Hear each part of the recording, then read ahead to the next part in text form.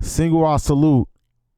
I'm Lord Maitreya, the hip hop futurist. You're now tuned into the Super Longevity Institute podcast. This evening, I have a very special guest.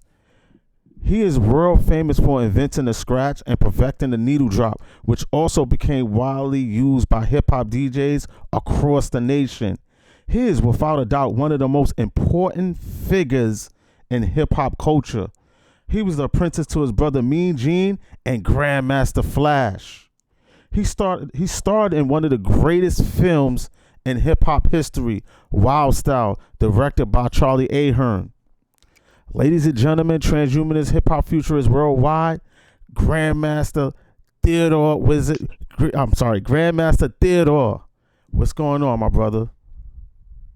What's up, sir? What's going on? Yo, thank you for coming on. Sorry about that slip up, man. I'm a little nervous. I got this coach who icon, man. He invented the scratch. You know what I'm saying? Man, what an impact for the culture, man, for DJing as a whole, man. How did you start DJing and where you from in the Bronx? I grew up like in the South Bronx. I was born in Harlem Hospital, but Oh, okay. I was raised in the Bronx. And how I got into DJing, like you said, Grandmaster Flash and my Mm, brother Mean Gene. I seen them with two turntables in the mixer, and that's when I knew that's what I wanted to do. You wow. know, I mean, hip hop was always around me. Um, I was born into this culture. I was born into this art form, you know, Mm, um, just by just going to the store and seeing people on the corner do wopping and freestyling, mm. people b-boying in the streets, in the hallways, in the parks, the way people walk, the way people talk. I was exposed to all that, as a little young boy and stuff like that. Mm. And when I became like 10, 11 years old, that's when I seen a mixed full circle, and that's when I decided I wanted to be a DJ.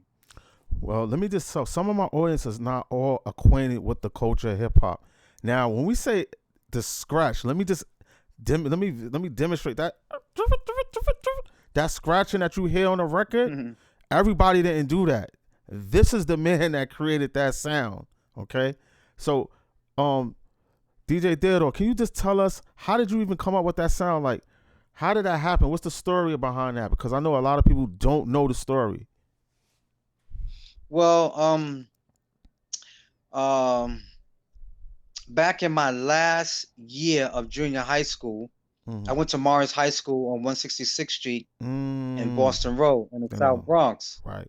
Wow. and we lived on 168th Street Mm. in Boston Road in the Bronx. So I Mm. lived like 2 blocks away from my junior high school. So this one particular day, my principal, he played music through the loudspeakers in Mm. the lunchroom. So people got tired of listening to that disco music he was playing. So a friend of mine convinced my principal to let me make a cassette tape. So what I did was I went home, took my boombox, pressed record, put it in front of the speaker, started making my mixtape. Wow. Now the music that we practice on was in my mother's house. And I got the kind of mother, she don't argue, she don't fuss.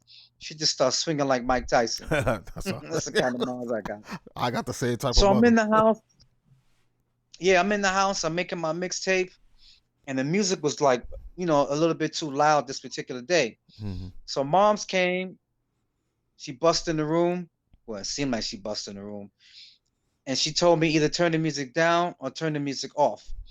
Now, those couple of seconds, which seemed like an was playing one record, and I was holding the other record, get ready to mix it in. Mm. So the couple of minutes that she came in the house room and told me to turn the music down, I did a baby scratch. Turn the Wow. music down. Mom's left. I finished my cassette tape. When I finished my cassette tape, I rewound it back and started listening to it, and that's when I heard myself scratching, and I was like, "Wow, I can incorporate this into all the other things that I do as a DJ." Wow. So I practiced it another couple of days. couple of more records, and that's how it became a scratch. I was 12 years old in Wow. 1975, and Whoa. never looked back ever since. That's crazy. Wow. Man. So did you think that DJs across the country would be adapting that same sound after you started to do it, or what was in your mind like? And when did you first use the scratch? Well, I honestly feel eventually somebody else might have stumbled upon it and created created the scratch and stuff like that. You Mm. know, it's just that with my with my God given gift, man, I was destined to do this. Mm. Mm-hmm. Mm-hmm. Um, a lot of DJs. Well, I'm gonna just speak for myself. Mm. Um, I have a gift as a DJ. I have a gift. Everybody has a gift, and Yes, my sir. gift was to be a DJ. That's Mm. why I'm still here. I've been here for all these years. You know, um, I haven't lost my skills as a DJ and stuff like that. Mm. And I just thank God every day that, He gave me this gift. Now, the first time I used the scratch was in the school in Mm. 169th Street in Boston Road, where the Wow. L brothers used to do do our little block parties in the park.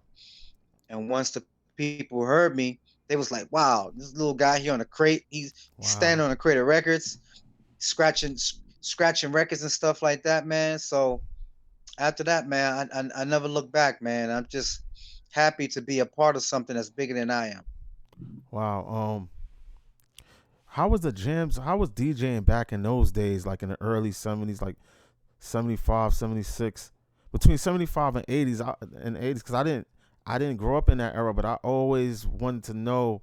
I wish I was there in that era sometimes, and I wanted to know how was the coming out DJing in the jams in that time. Because now people don't even carry vinyl; they have it in a hard. They have it in MP3 files now. So it's It different was it time. was hard, man, because it was hard because we had to get a van, we Wow. had to, get our equipment there, our records, our speakers, our microphones, our turntables. It Mm, was a lot moving all that stuff. And then once we got to the block or whatever we was going to do the block party at, mm, we had to find electricity. mm. So what we did was we went to the pole and Damn. opened up the bottom of the pole, and we got the electricity Damn. from the pole. And we That's ran a big crazy. long wire and stuff like that. And that's how we got our electricity. We didn't have Shit. no generators or nothing like that.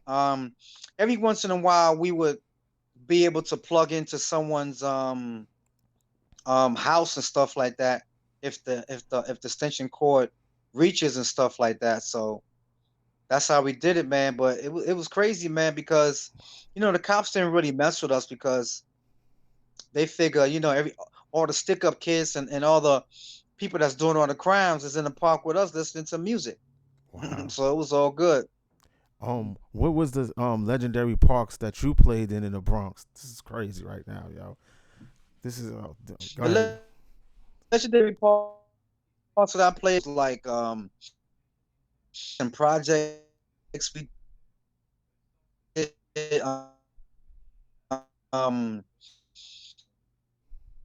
what's it Diamond D, Showbiz and AG, Mm, Melly Mel, Kid Creole, mm, Scorpio, all of us, man, we all grew up in the same area, 63 Park, 63 23 Park. Park, yo, Wow. all those places, man, we did block parties at, man, and Damn. it was crazy, man, because we enjoyed what we was doing, man. We didn't really care about making any money. We Mm, just did something that we love, man. no doubt. What would you say is okay? Well, let me just back up a little. What clubs was banging in that time, that era between 75 and like 85? Well, what we did was we played in a lot of gyms. Like Mm. Africa Bambaataa, they had like Bronx River over there and stuff like that. Then Yeah. you had Cool Herc on the west side. He Yeah. had Claremont Gym and stuff Claremont like that. Gym. Then you had us, the L Brothers. We had Third Avenue Ballroom. We had the PAL. We Wow. had Edomore Projects. We had Evander High Wow. School. We had the T Connection. We Wow. had Davidson Projects. We Mm. had, oh man, it was just so many places that we Wow. played. They had the Black Door. We had the Dixie Club. Wow. So it was a lot of places we played, but even the Audubon Ballroom, we played in the Audubon Ballroom and stuff like Oh, that. that's But we crazy. mostly did high schools. High Mm. schools was the thing to do. We did the high schools. Mm. What Yep. type of turntables you was using in those days? We used like the Technique turntables, the Techniques, right? SL turntables. Yeah, the Straight arm? Techniques and stuff like that. Straight. No, they were the crooked arm and stuff They were like cooking that. arm? Okay. And we had Kenwood turntables, which is half plastic, Kenwood. half wood. We had Mm. Pioneer turntables and stuff like that. But Technique Mm. turntables was definitely the turntable to buy. And Cool Herc had these Mm. turntables called Thorns. They Mm. were big giant. They were big giant turntables, man. Wow. And but Techniques was definitely the standard. If you was to come out and you had Technique turntables, people definitely had a little bit a more respect for you. Wow. Um, how'd you wind up in what the WildStyle movie? I still watch that movie. I could watch that movie every week and not get tired of it. Wow. I mean, I had the pleasure, man, of doing the soundtrack for WildStyle, man, with Charlie Ahern, Fat Five Freddy, Yeah, man. Blondie, and her husband Chris Stein. Wow. Just putting together the soundtrack was crazy.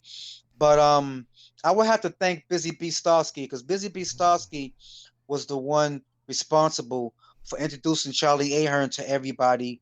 And that's when Mm.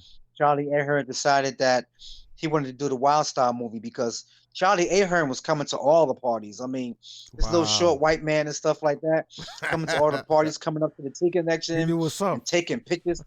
He was taking hundreds and hundreds and hundreds of pictures. And Wow. we like, who is this guy?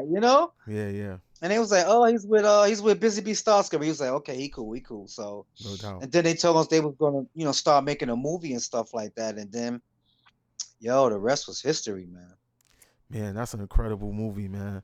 Because I know the kids today, they didn't live in that era, so to see it captured a great time period, man. They did a good job on that movie, man. I'll watch it to this day.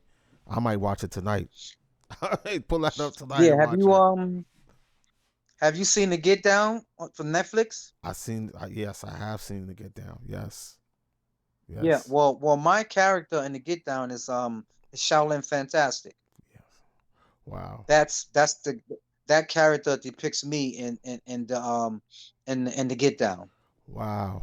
Now you can see, is the Get Down still on Netflix? You can still see it on Netflix, right? Yeah, you can still see it. Yeah, yeah, Okay, you can still yeah, see it. yeah, Yeah. yeah. Definitely go check out the Get Down on Netflix. Um, let Or me you can watch it on YouTube. or Either YouTube. one. Um, do you still teach DJing? When before the pandemic, were Yeah, you we teaching DJing? yeah, well, in 1999, Jam Master Jay, God bless him, he opened up the Scratch Academy. And you know, then he got killed and stuff like that. And we kept the Scratch Academy open. So I've been teaching at the Scratch Academy since 1999, and I'm still Mm, there. But being that we got the pandemic going on, stuff like that, a lot of things slowed down and stuff like that. mm, So God willing, we'll be able to open back up the Scratch Academy dope. and continue teaching all the kids and stuff like that, and the adults that want to learn how to DJ. Mm.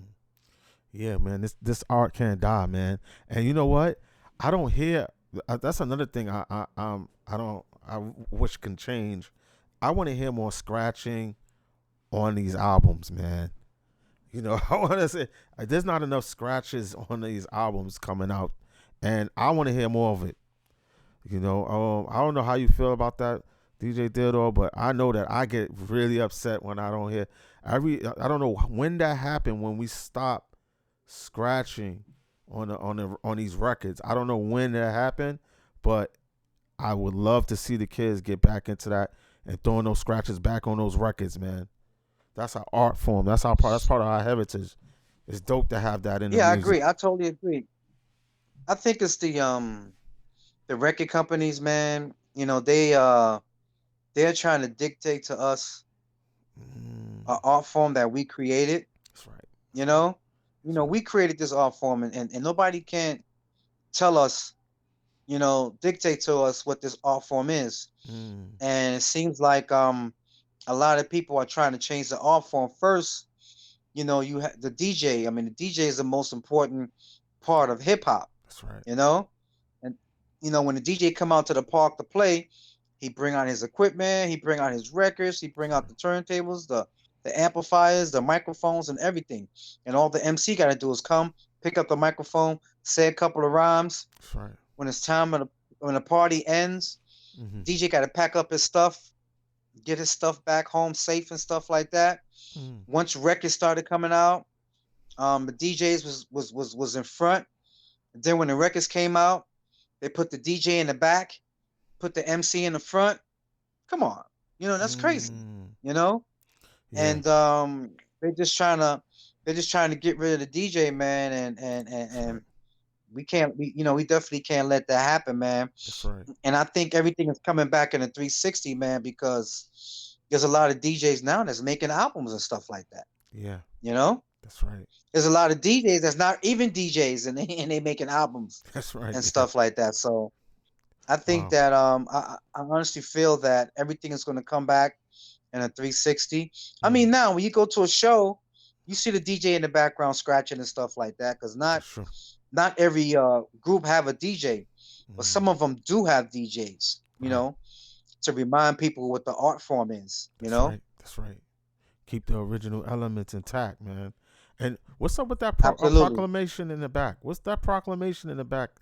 In the back of you, what's that about? I have about 17 proclamations. Wow. I have I still got my Source Award here.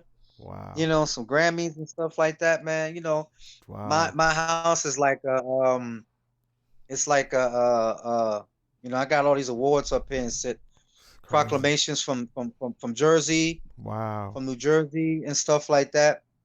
Wow. Proclamations from DJs, all these places and stuff like that from around the world and stuff like that. So incredible. My house is like a like a little museum here. What? How did you how did you meet Grandmaster Flash? Grandmaster Flash and my brother Mean Gene were partners. And the equipment that they practice on was in my mother's house. Right. Wow. And when Grandmaster Flash and my brother Mean Gene broke up, Flash took whatever stuff he had, and my brother kept whatever stuff he had at the house. Wow. And that's when we became L Brothers. Mean Gene, Cordio, and Grand Wizzard Theodore. Right. We became L Brothers. We were doing block parties and stuff like that for a year or two. Then we met Kevy Kev and Robbie Rob. We put them down with us. Then we met MC Ruby D, which is one of the first Puerto Rican MCs. Right. And then we had Busy B. Starsky down with us. Wow. And then I went to form my own group. So I took Robbie Rob and Kevy Kev and Ruby D with me. And they were the three MCs. And then we met Dada Rock and Whipper Whip, and that's when we became the Fantastic Five. The Fantastic Five. I was gonna ask you about that. I didn't forget about them. Wow, I'm glad you broke that down. Wow. I gotta let me just check, see if I hit everything.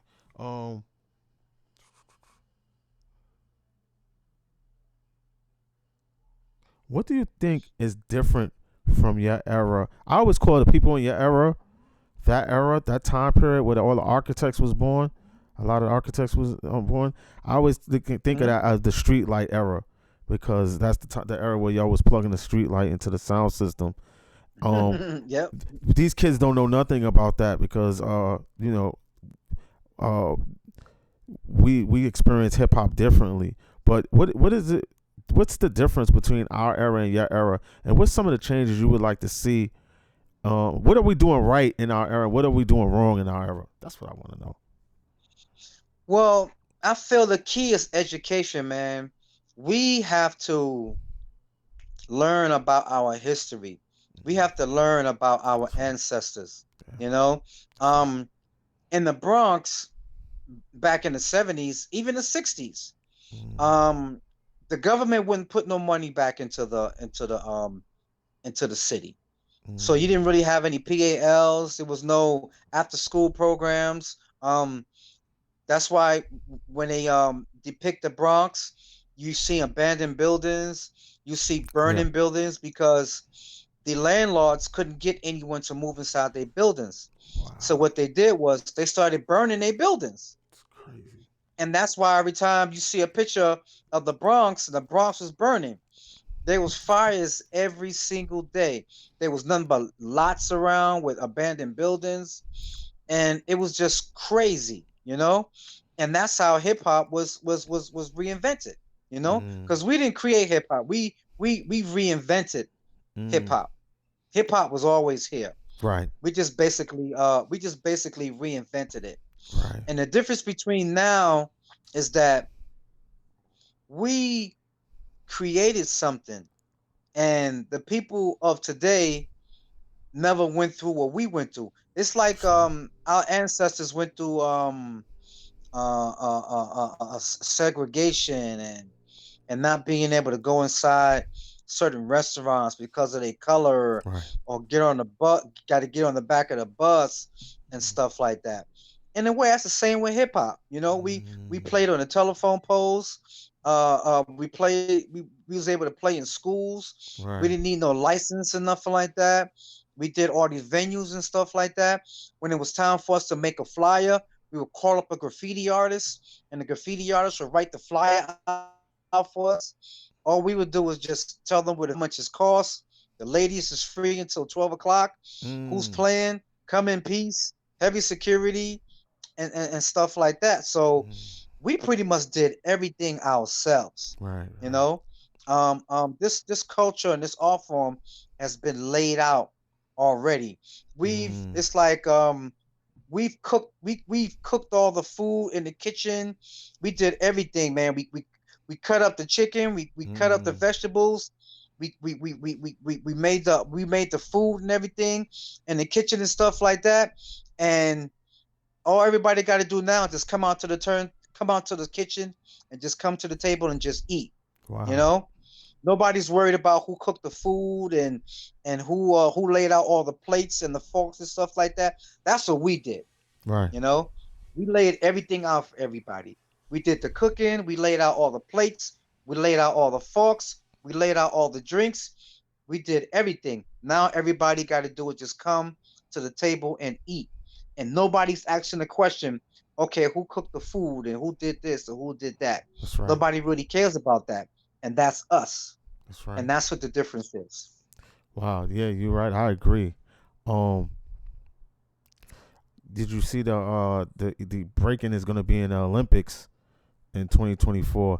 I would like to see the DJs get into the Olympics too. Like the DMC battles is dope, man.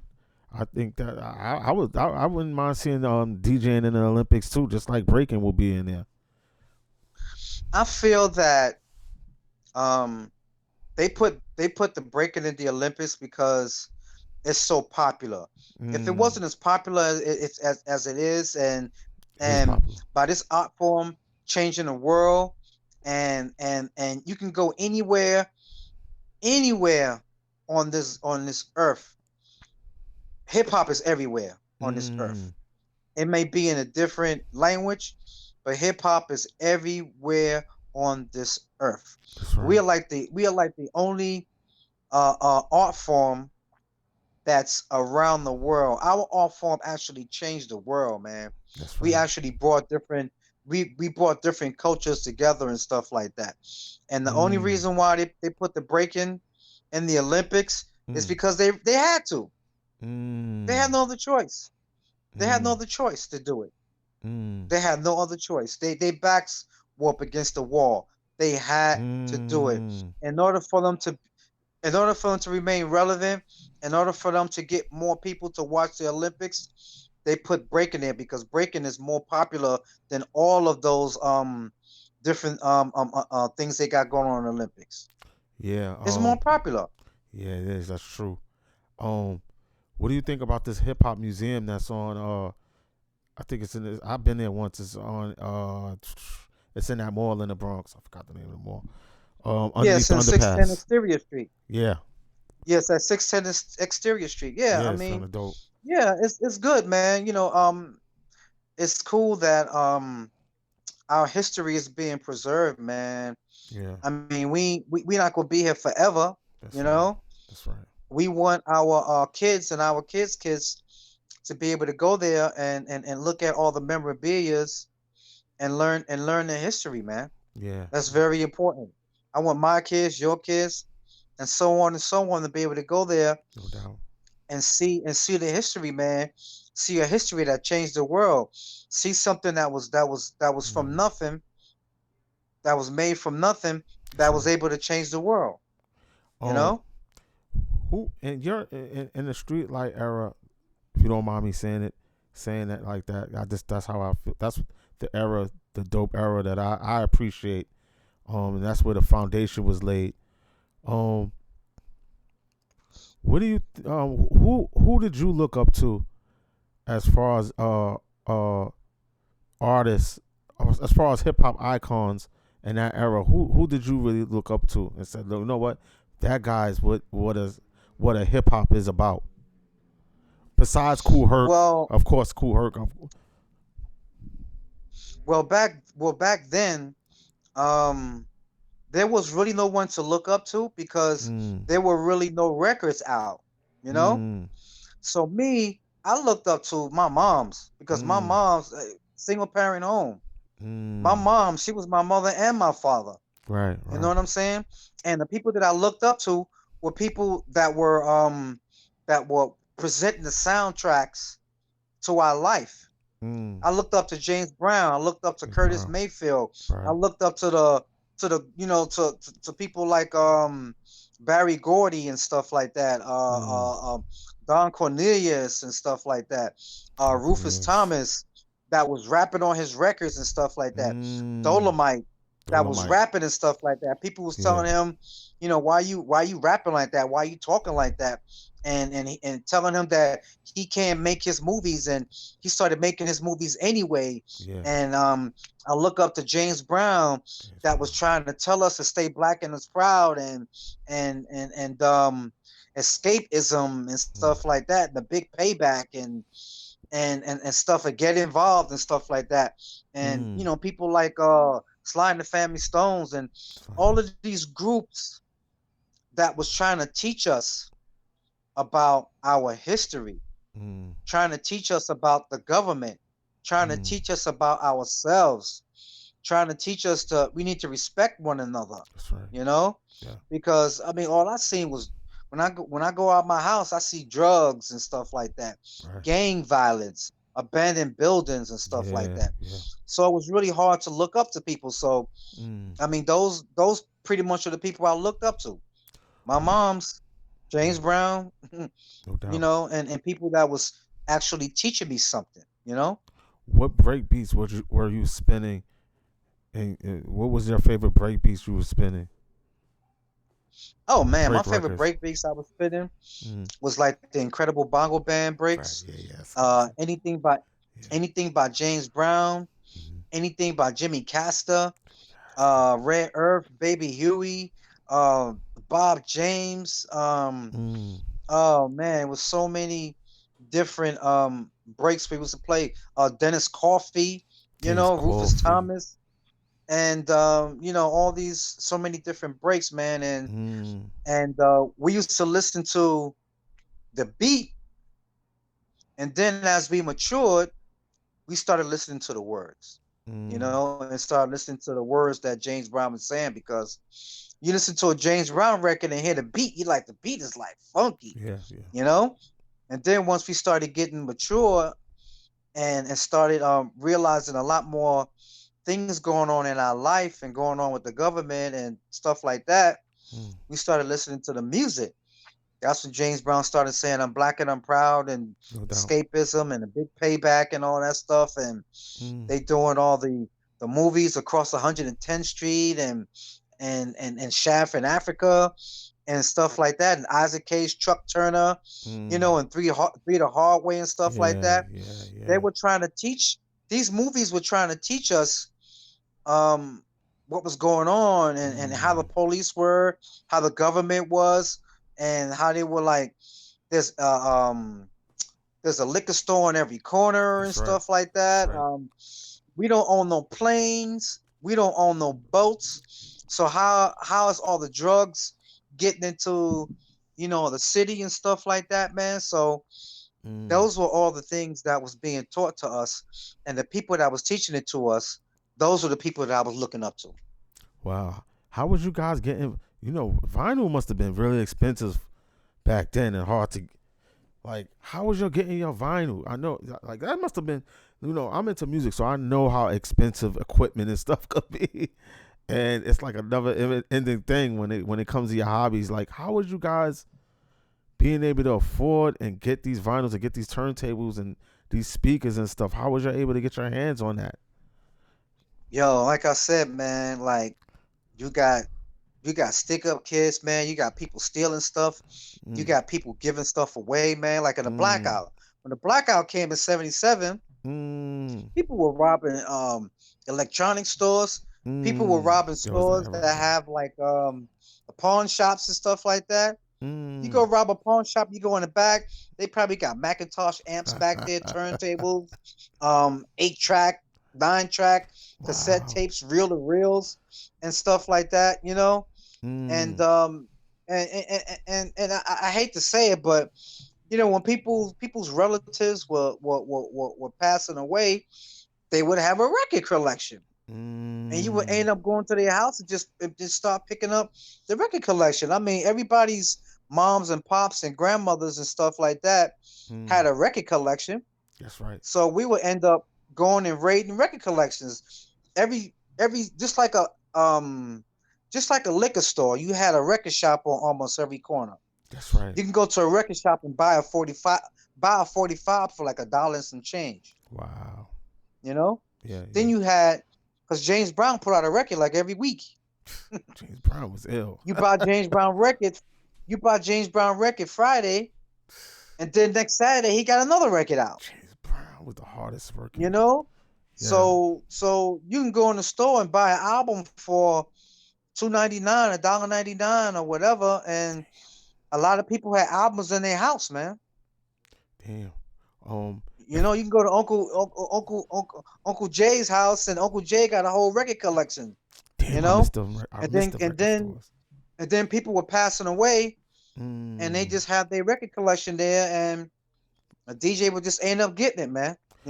People were throwing albums away. There was so many ways of getting records. Yeah, man, I miss the record stores, man. I miss that era. I do, because and I miss being trying to find a hard to get record. Like you'd be like, I'm trying to get that record, and it's hard to get. They don't make it no more. A lot of people, man, were playing records. A lot of DJs are playing records, and then when you're trying to get up to the turntable to see what record he was playing, they will end up scratching. They will end up scratching the scratching the name of the record out and stuff like that. Oh wow, they didn't want nobody. That was the arsenal. They was guarding the arsenal. It was like, no, damn. It's crazy, man. It was crazy. Crazy. I still want to get my skills up. When the school opened back up, I'm coming to the scratch school. I'm coming. Oh yeah, absolutely. I'm coming. I want to learn. Where you live at? I'm in Harlem. I'm on 152nd and 7th. Oh, I shouldn't even said that loud. Okay. Damn. I'm saying my address on it's all good. But yeah. But people you can come down to the Scratch Academy and stuff like that, and you can sit in on the class. It's not a problem. Yeah. Not a problem. I wonder if can I even get 12 techniques 1200s? They're probably hard to find these days. No, not really. You can go on eBay. People are always selling them. Yeah, I need to get up here, man. And they be in good condition. They be in good condition too. They Yeah, be in man. good condition. Cause one of my goals is to just to try to learn as much as of the elements. Cause that's the thing I see today is that people are stuck in one element form, like one form of our elements, like the rapping, the MCing part. What about the rest of them? I mean, what I'm saying? You don't want to learn and try to, do some of the other elements that was laid down for us. I don't get it. But yeah, man, I really appreciate you coming, man, and I really appreciate all the forefathers like yourself. It's very important for me to be in contact with y'all, not for no money, not for no views, because my views are not. I don't get. I just started, so I know you don't have to come on. You know what I'm saying? I know it's not about the views. It's not about any of that. It's just about the education and the dialogue. And I seen you do your thing in the parks. You just saying, what I'm saying? I seen you a bunch of times. Like I know you be in the park, and what's that park in the Bronx? Oh shucks, it's right by Katona Park, and then you'll be on 145th Street. I've been in Harlem, so I know that park on St. Nicholas. And St. Nicholas. So I've been to both a bunch of times, and so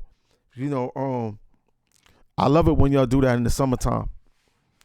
That's mad important. Yeah, it's like our way of showing our appreciation, man, to all the people, man, that come out to our parties in the wintertime and stuff like that, or the people that support us and stuff like that. We just want to make sure that we continue to, have these free events for them and stuff like that. No doubt. Well, is anything you want to before we head out? Is anything you want to say to my guests? You know what I'm saying? Anything you want to say to any of the hip hoppers that might be listening that might need a gem dropped on them before we head out? Yeah, well, I just want to just my friend Biz Markie and stuff like that. He's like, he's in a hospital and stuff like that. Recovering and stuff like that. I just want to say, to his family and stuff like that, and he's still always gonna have him in prayers and stuff like that. That's right. And to my man Curtis Blow, you know what I'm saying? He just had a heart transplant and stuff like that, and he's doing great. He is doing really, really doing great, man. And to say some praise out to him and stuff like that. And got a new clothing line out called the Birth of Hip Hop and stuff like that. I got I got one of the hoodies on right now. It's the birth of hip hop and stuff like that. Oh, I gotta get me some. I gotta get that. I gotta get that. So you can go to the birth. You can go to the birthofhiphop.com. We got some for the ladies. We got masks. We got everything and stuff like that. Dope. And just want to tell everybody, man, just take care of each other, man. Wear your mask. This shit is like really, really serious, man. Just wear your mask. Spend time with your family, man. If you ain't got to go outside, if you just got to just go to the supermarket and pick up what you got to pick up, or just go to the laundry or whatever, man. Just stay out the streets, man, because this is like really, really serious, man. And just spend time with your family, man. Take care of yourself and take care of your family, because that's really, really important.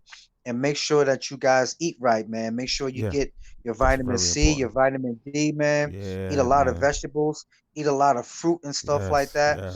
Trying to stay away from the processed food and stuff like that, and stay away from fried foods and stuff like that. That's right. And just trying to eat right, man. Drink some turmeric and honey tea, and drink a lot of water and stuff like that. Stay away from the sodas and stuff like that. And just take care of yourself and take care of your family, man. And everything else will fall into place. Wow. Well, I appreciate those wise words. DJ Grand Wizzard Theodore, y'all, the architect. We out. Peace. Peace.